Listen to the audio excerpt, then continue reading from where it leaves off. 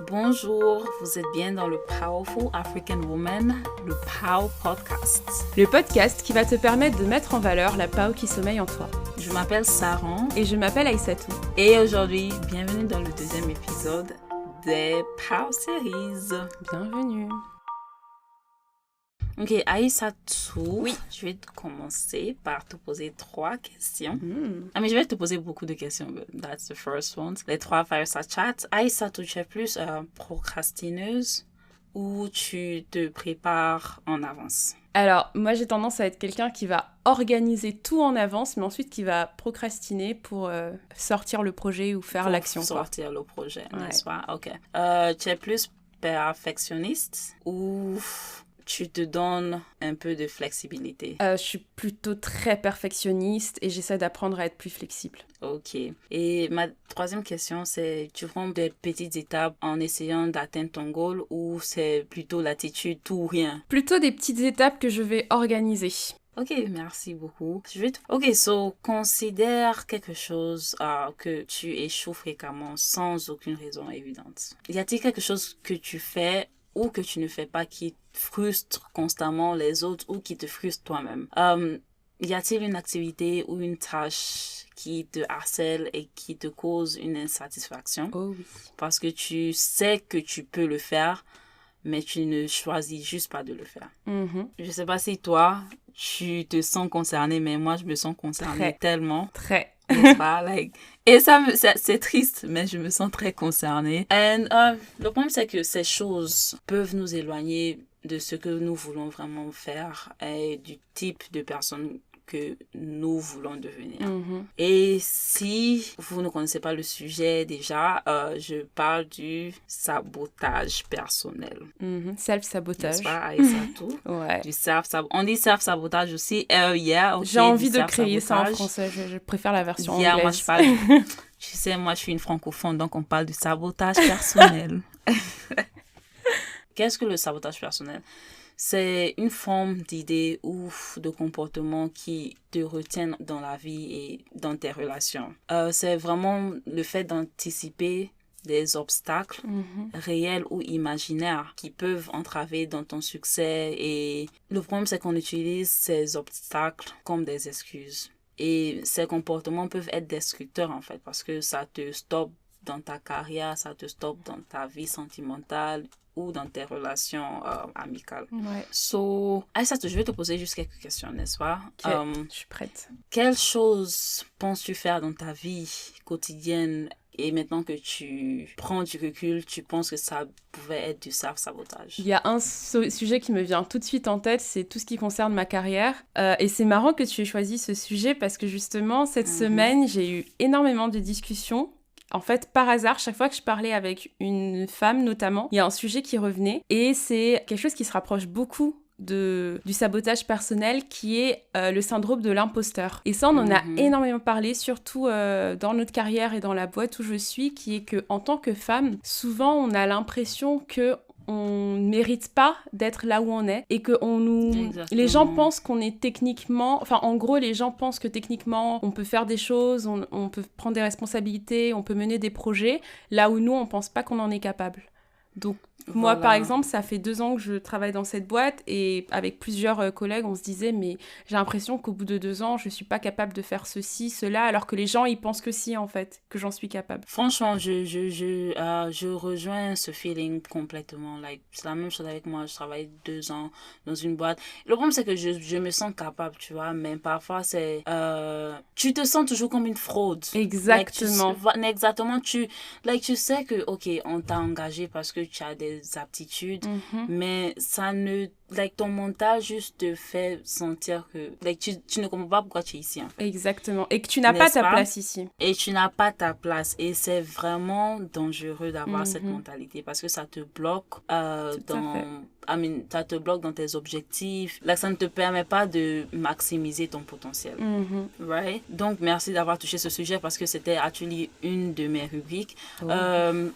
D'autres aspects actually de la vie quotidienne, ça peut être la désorganisation. Parfois, vous avez une grande présentation ou un projet que vous devez présenter et vous procrastinez pour pratiquer.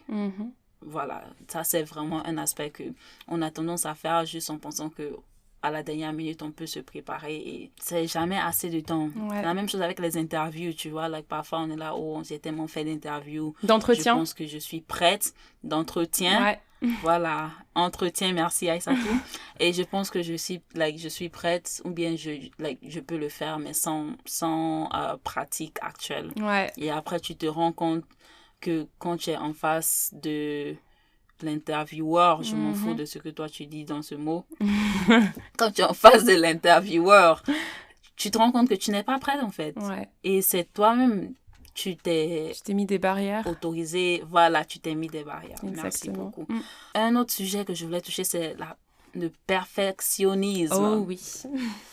N'est-ce pas? Sur le perfectionnisme, le problème que j'ai avec, c'est plus le tout ou rien. Ouais. C'est une pensée que si on n'a pas un certain résultat, et ça veut dire qu'on a échoué, et on ne se donne pas assez d'espace pour être flexible. Ouais, tout à fait. Tu vois? Tout à fait, ouais. Yeah, c'est un problème en fait que, again, beaucoup de personnes ambitieuses ont sans s'en rendre compte. Et c'est vraiment un trait que j'ai énormément eu, et notamment notre aventure PAO m'a permis de pas mal rectifier ce point. Enfin, tu te rappelles, Sarah, au début, moi, j'avais une vision précise, j'avais vraiment j'étais, comment dire, obstinée, fermée, et j'ai souvent tendance, en fait, à avoir une idée précise dans la tête et à me dire, il faut qu'on arrive à exactement arriver à cette idée pile poil. N'est-ce pas? Et Sarah n'a pas du tout cette même personnalité. Non. Et ça a été hyper intéressant de travailler avec elle sur ça, parce que ça m'a appris en fait à premièrement être plus ouverte en fait à écouter les autres. Et en écoutant la personne, en fait, tu te retrouves à développer de nouvelles idées, à avoir de nouvelles projets, à avoir de nouveaux projets, et à être beaucoup plus créatif, et à finalement avoir un rendu de meilleure qualité ou quelque chose de mieux encore,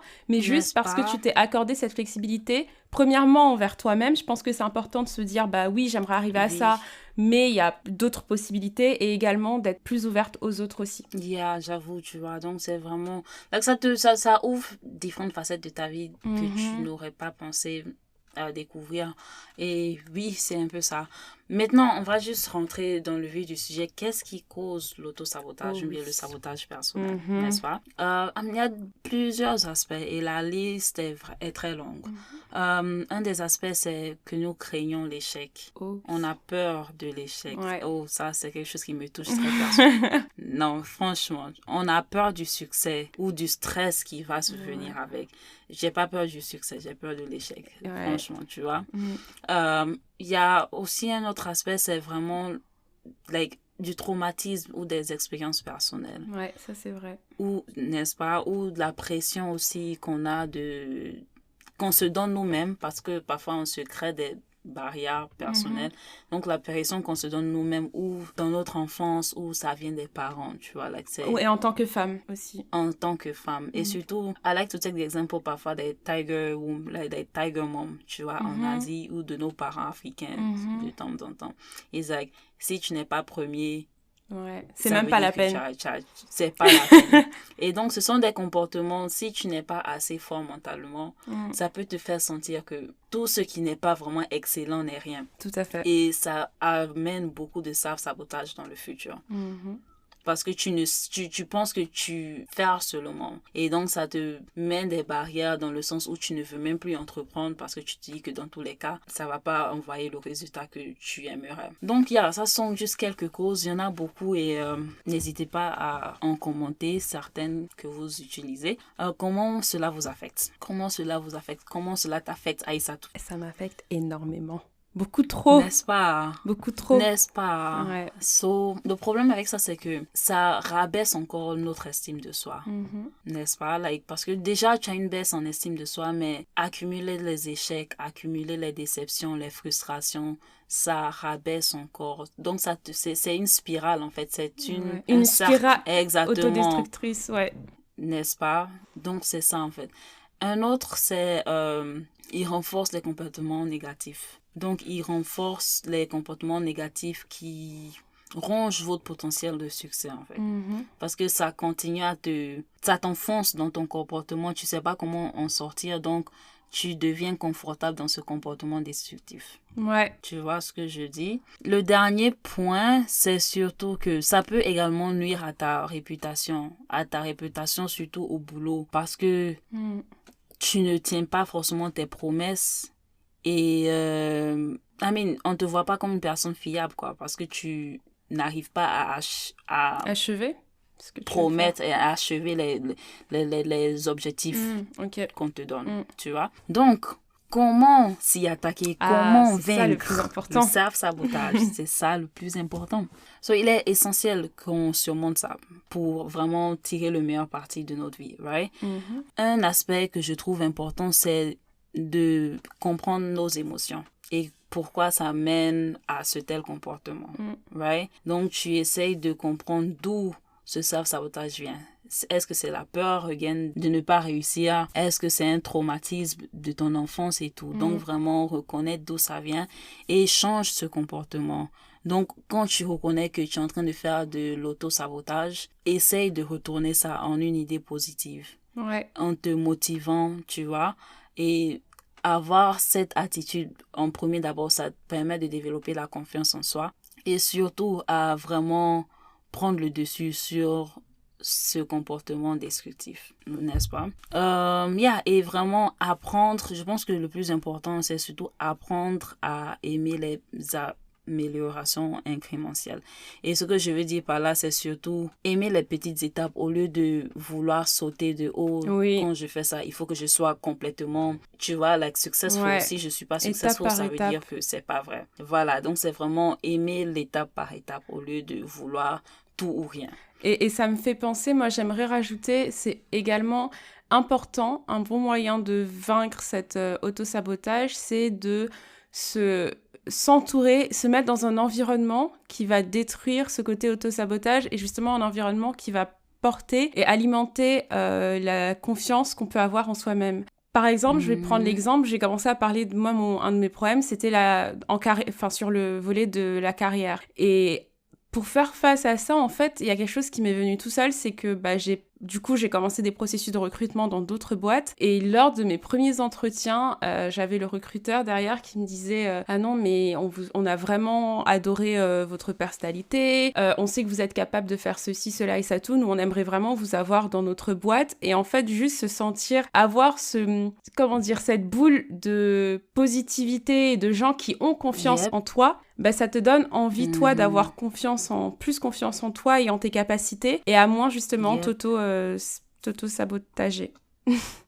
Du coup, entourez-vous de personnes positives aussi. Non, franchement, ça motive vraiment et merci beaucoup d'avoir conclu cet épisode avec des mots si inspirants, Aïssatou. Merci à toi pour ce sujet qui est très intéressant. N'est-ce pas, franchement? Yes. Et j'espère que ça va vraiment inspirer nos auditeurs et auditrices à reconnaître certains comportements destructeurs qu'on a envers nous et d'essayer de les corriger. Comme ça va pas nous affecter au long terme. Et merci beaucoup de nous avoir écoutés dans cette nouvelle série. Pour l'instant, ou bien en attendant, c'est ça que tu dis, non? Et en attendant... N'oubliez pas de faire ressortir la Pao qui sommeille en vous. Oui, n'oubliez pas de faire ressortir la Pao qui sommeille en vous. Ouais, à bientôt. Periods.